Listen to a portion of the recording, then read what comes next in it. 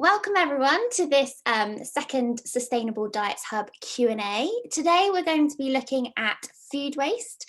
So food waste is an issue because of the greenhouse gas emissions that are produced when the food is decomposing, but also because of the energy and resources that it has taken to produce the food in the first place. 70% of food is wasted in the home, and we mainly waste food because we just don't use it up in time. But don't fear, because today we have the lovely Alice from Root to Nutrition, who is going to be giving us her top tips on how we can reduce our own personal food waste. Welcome, Alice. Hi, thanks for inviting me. Oh, no worries. Thank you for joining us.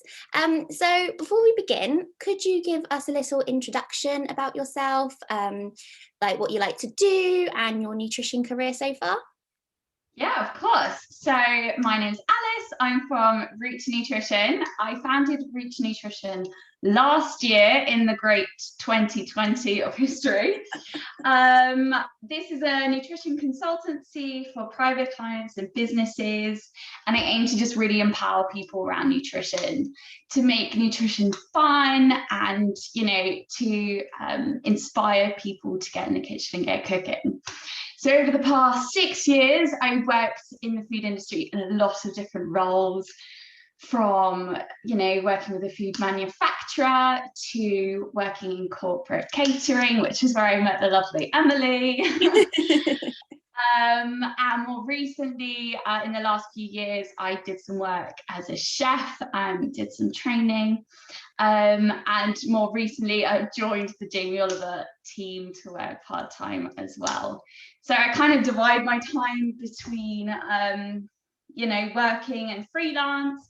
In my spare time, I love to do lots of recipe development. I have a passion around sustainable nutrition, and it's definitely something that I always communicate with my clients is, what easy things can they do to make it a little bit more sustainable for them. Yeah, no. And if you don't follow Alice on Instagram, do, because she has an array of amazing recipes and they all look so yummy. But what I love about what you do is that you always make it so versatile. So if you don't have a specific ingredient or you want to kind of mix it up, pair it with something else, you always share how to do that. So it just makes it even more accessible, and they just look delicious all the time. I wish I lived with you. So if we start by you providing us with your top tips for reducing food waste. Absolutely. So I think when, thinking about doing this video, you can be so overwhelmed by all the different tips and advice and accounts that are out there. So I think, you just got to remember that you do what you can. Yeah. And that's good enough. There's no pressure around having to do everything. And obviously today we'll only talk about a few of those tips. We're not going to cover everything. So I think my number one tip is to plan your meals. So, you can go online and download a meal planner very easily. It doesn't have to be a fancy thing that you buy. And I always advise my clients to plan out their dinners, because this is usually the time which, we over make stuff, or it's the meal of the day that you're most concerned about is dinners. Another thing is to remember to reinvent your leftovers. Now, I absolutely love doing this. And it inspires people to think about food in a slightly different way. So for example, I've got a really good bean chili recipe that I do. So one day I may have that, as a quesadilla type situation. The next day I might have it for breakfast as like a spicy beans on toast. Everything seems to be better with an egg in our household. So fried egg, poached egg, anything with an egg is great. You can make this into like a salad bowl, with all the different veggies in your fridge, into a burrito, jacket potato. So you've got to remember that one recipe can make so many other recipes. So that's what I hope, my page inspires, is for people to reuse their food and reinvent. So some other things around reducing food waste. is, you know, when you're going shopping, to look at the use by dates for your fresh food. Yeah. So this is namely around, you know, meat and fish and poultry, which can have quite a short shelf life. So I would say, you know, once you've planned your meals and you've got a good idea of where you're going throughout the week, when you get home, perhaps have a look at those use by dates, and you might need to move things around. So for example, if your chicken goes out of date in 2 days' time, then maybe cook that tomorrow, just so that you're keeping on top of, you know, use by dates within the fridge. And obviously we know that best before dates aren't particularly helpful. And to always, you know, I've got things in the fridge that may be over a week out of its best before date. And, you know, you've just got to think, have a smell. Does it smell slightly strange? I think with things like leaves and herbs, if we see one leaf, you know, a bit sad and a bit brown, we tend to throw out the whole bag. But actually, if we just spend 30 seconds picking out the bad bits, exactly, then it's just as good as well. Yeah, I had an avocado the other day that was 4 days, though the best before said it was like past 4 days, and I opened it and it was the most amazing avocado ever. It was like almost like it glowed as I opened it. It was Avocados are so strange, because even if you buy like ripe and ready, they're often not ripe and ready. So yeah, it's good to just remember, also most foods can be frozen. So even things like milk and cheese, which you may want to grate before you freeze, you know, and if you do have lots of leftovers, then to use things like Tupperware, and these are from our local takeaway, and to put them into smaller portion sizes, so that when you defrost it, you're not having to defrost like 3 meals worth. It's always good to remember. Yeah, no, I really like that. I've done that with like a bag of spinach before as well, because obviously very rarely am I using a whole bag of spinach in something when it's just me. So yeah, portioning that out as well is great. Absolutely.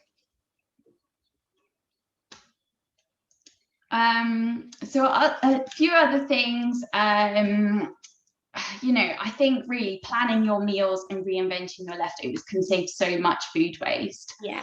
Also, you know, knowing your portion sizes. So, you know, there's a stat that shows that 25% of all food waste is due to actually cooking too much in the first place.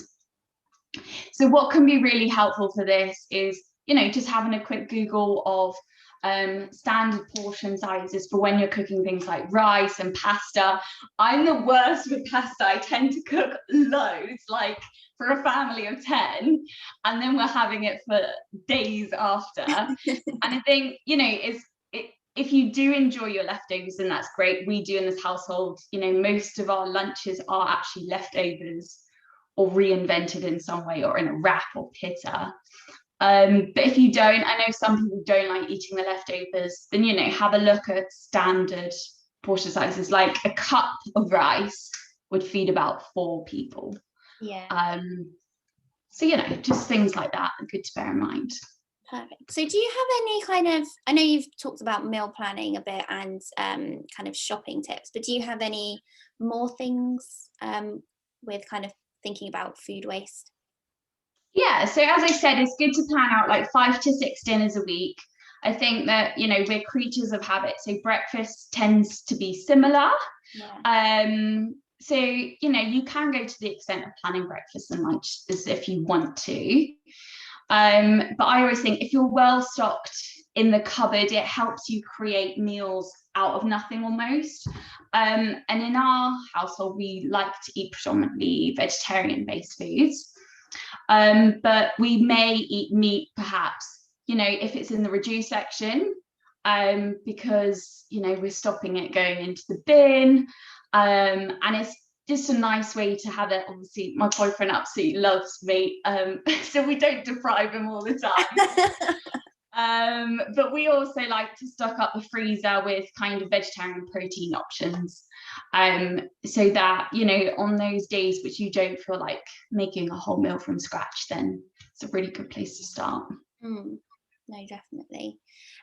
We had a question for you about how to keep fruit and veg fresh for longer. Yeah, great question. So I think that often in our fridges, we tend to overcrowd things. So to start with, to make sure everything has enough space. I mean, most food spoilage occurs because of moisture and because of its exposure to air. So, you know, if we think about storing things like leaves and salad, a little tip is to store those in Tupperware Oh, with a little kitchen towel in there. amazing. So it's kind of reducing the moisture within the Tupperware, or you can even just put the kitchen towel into the bag and then roll it up with a nice little food clip. So it's kind of reducing the amount of moisture and reducing the air to those products as well. That's a great tip. I'm going to definitely do that. So thank you. And if you know you're concerned about using too many kitchen towels, you can buy almost like J cloths, which work just as well, and then you can kind of wash those out and reuse those as well. Amazing. So that's kind of you know, salads and leaves. When it comes to onions and potatoes, they obviously needed to be stored in a dry, cool place. I see some people storing onions in the fridge, which you don't necessarily need to do. Well, definitely don't need to do. And, you know, they like to be dry, away from moisture as well. But if you do find yourself with a lot of leftover onions, then you can chop these up and freeze these in bags as well. So you can just take it out of the freezer in a nice Ziploc bag and then add it into, you know, whatever you're cooking on that day. So for herbs, I mean, there's so many different things you can do with herbs. And I did a post a while ago about, you know, blending these into oils and putting them in the freezer. Hard herbs tend to work nicely in things like butter. So you can make a little What's butter. a hard herb? A hard herb is things like rosemary, sage, thyme, oregano, those kind of things. And actually, let me go see if I have some now. Love it. There might be some in here. So we grow all the herbs that we can in our garden. Oh, there's mere. I'm not going to show you, there's dust in here. But we tend to, so when I go out to the garden, I tend to cut off quite a lot of herbs, so like a bunch in one go. Actually, with things like rosemary and thyme, I tend to just leave those on the side and they end up drying out. Okay. And then, you know, if I'm making a bolognese or I want something with a little bit more flavour in it, I literally just take the bunch and kind of ruffle off the leaves, and then you've got dried herbs. Top tip there. I always kind of forget that I do that. But yeah, it's just a really nice way to kind of store your herbs. And if you do end up cutting too much from the garden, then they can be used as dried as well. For soft herbs, these are often better. So you can, as displayed here, put these in a leftover jar and put about 1 inch of water in the bottom to keep them fresh. Or you can wrap them up in kitchen paper, or as I said before, like a J-cloth or some kind of dry dishcloth as well. And that helps to, you know, take all the moisture out and to keep them nice and fresh and not floppy. Obviously, eventually they will, you know, go a bit brown and sad. But you can always blend them into things like pestos, or, you know, what else can you blend them into? Like a nice little coriander dressing. And, you know, it's just infusing a little bit of flavour into your dishes. That sounds, I actually want to go out and buy some like out the plant myself and do all this over my meals. I also find that when you buy, you know, like a big bunch of fresh herbs from like a farmer's market or greengrocer or something, they do store for so long like this as well. So just make sure you have enough space in the fridge to have like a couple of jars set up as well. That's great. And we also had a question from somebody who tends to get a fruit and veg box delivered, and they usually always have a white cabbage and they don't really know what to do with it. So do you have any suggestions? Absolutely. So I think, with things like white cabbage or greens or any kind of leaves, it's always a good idea to like finely slice these through your stir fry mix. Because essentially a stir fry mix is just a load of chopped vegetables. And you can make these yourself with Chinese leaf and Hispi cabbage, lots of different types of cabbage. Or, as displayed here, you can decide to pickle your cabbage to make a sauerkraut or a pickled cabbage type situation. And I've had this in my fridge for months. And I personally love like a pickled tangy flavour. Obviously you may not, and you may make like a quick pickle, which you can use almost immediately, and that doesn't have such a strong taste. Other ideas for cabbage, you can, grate that through coleslaw, or you can add them to, stews or minestrone, or you could even like blend it through mash. Or yeah, lots of different ideas for cabbage there. So your pickled cabbage that you've done, how long will you keep that for until you've eaten it all, basically? So the main point is to make sure that all the cabbage is submerged underneath the pickling liquor.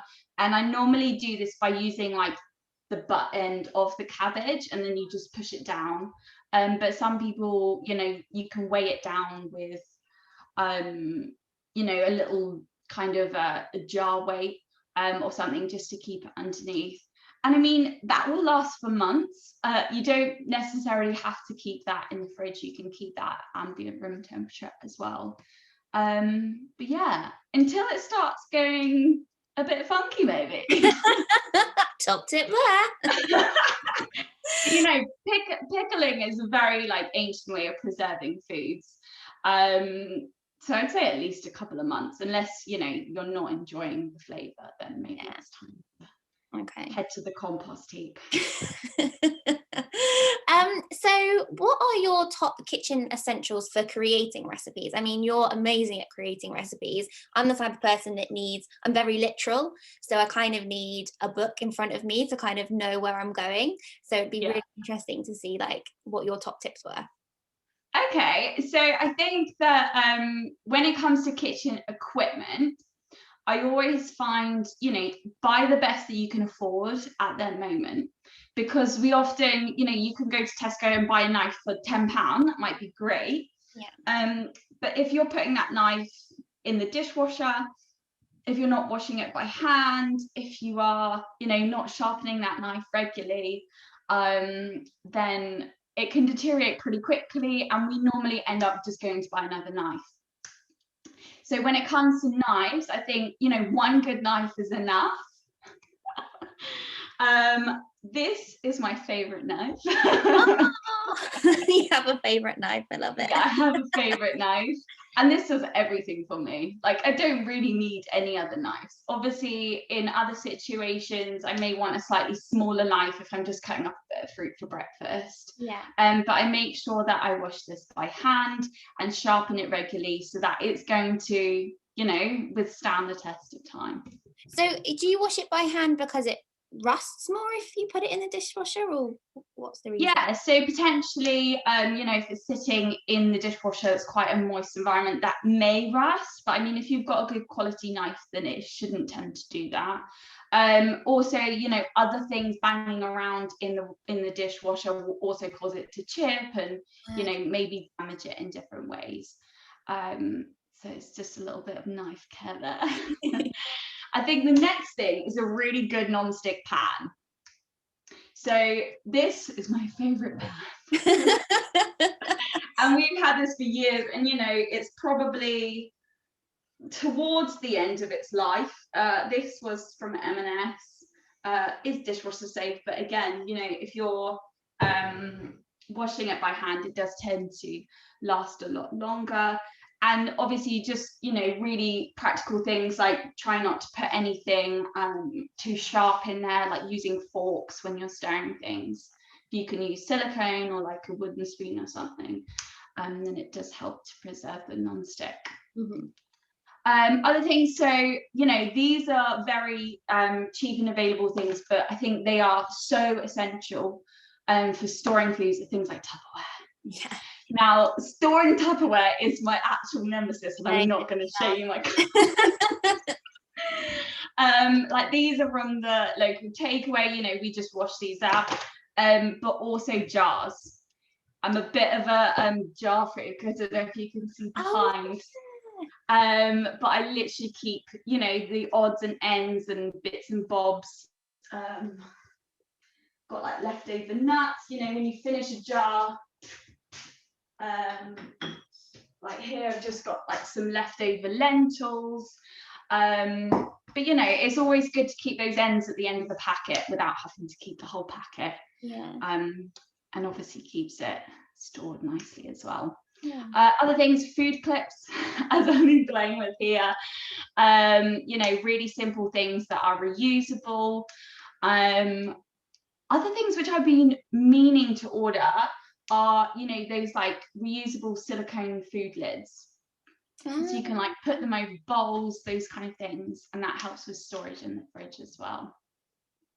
Oh, I mean, I could go on with kitchen essentials. I think, a bit of a luxury is probably like a food blender or a food processor, which just makes your life a little bit easier. But, if you've got an oven, then you're pretty good to go. Sounds great. So then coming to creating recipes, like, I don't know, it's the end of the day, you look in the fridge, you've got hardly anything that doesn't really look like a meal. How do you create a meal from what you already have, rather than having to kind of, I don't know, try and order a takeaway or go out and buy some other food, just using up what you have? How do you create your amazing recipes?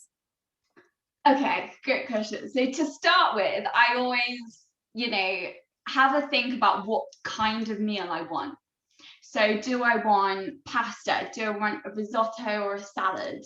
Do I want burgers or patties, frittatas, tray bakes, meatballs, all the different kind of things. And it's almost good to have a list of those so that when you're in that situation, you can think, okay, well, what can I, what's the end goal? Yeah. Then, it's all about having well-stocked cupboards for me. So you've got to have a good selection of staple carbohydrates through rice and pasta. And, every time I do a food shop, I tend to buy, a new pasta or rice or grain that I haven't tried before, just to keep things interesting. Then when it comes to like herbs, spices and flavors, I think it's quite helpful, to buy things like seasoning mixes or curry pastes.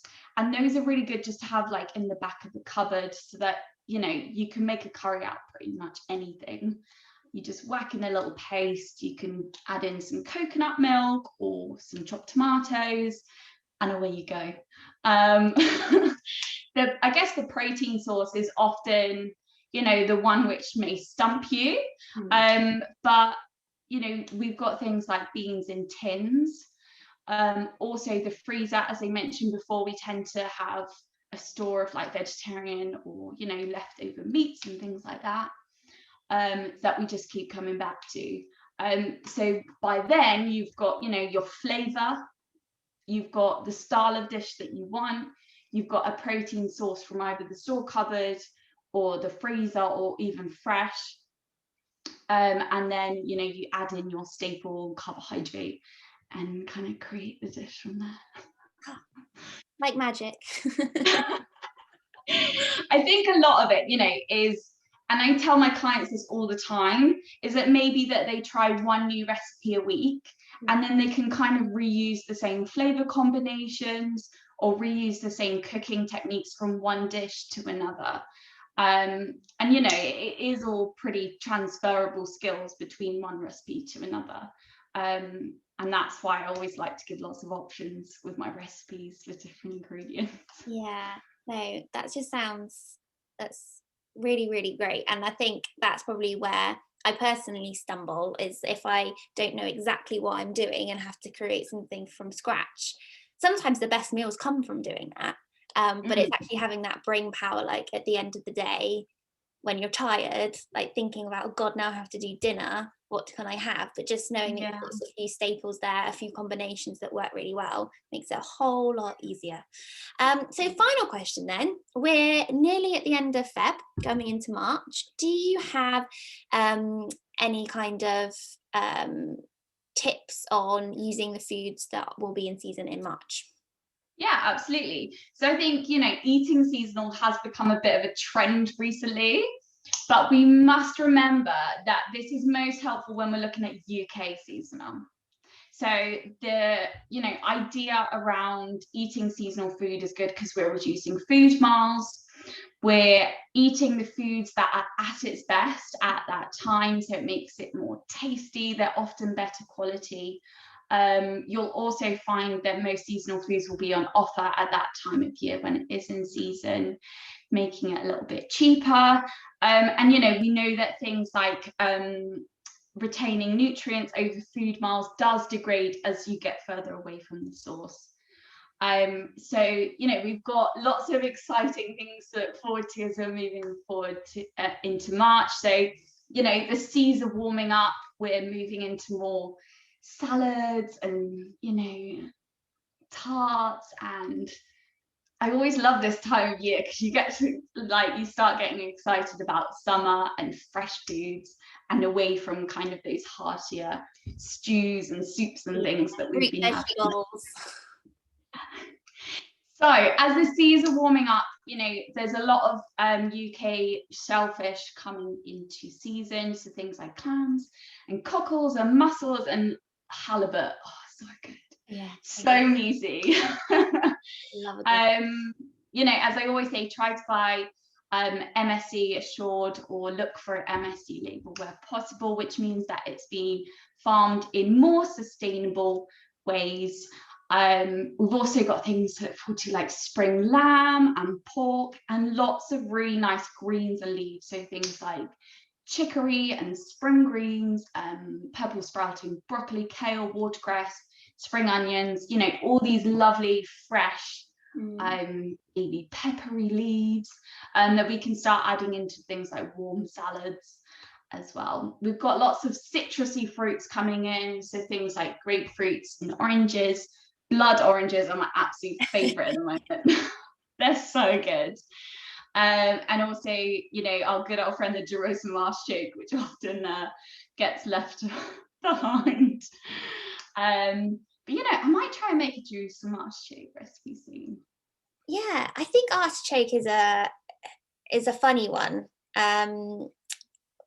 Like having it with a fish stew would go really well. Just off the top of my head. Yeah. Yum yum yum. Anyway, that was. Yeah. Thank you so much for that. That you've given us so many wonderful tips, and there's so much that I'm actually going to take away from this as well. So thank you so much. If people want to kind of find out more about you or can follow you, where should they go? Yeah, so I'm on Instagram at Rooted Nutrition, also on Facebook at Rooted Nutrition, and you can find me at www.rootednutrition.com, which is very easy to remember. Yeah, feel free to get in contact with me. I've got a lot of friends who tend to send me their sad, out of date ingredients out of the fridge and think, what am I going to do with this, Alice? So if you're ever in a sticky situation, then just let me know. You're going to be inundated now you said that. Wonderful. Well, thank you so much again. No worries. Thanks for having me.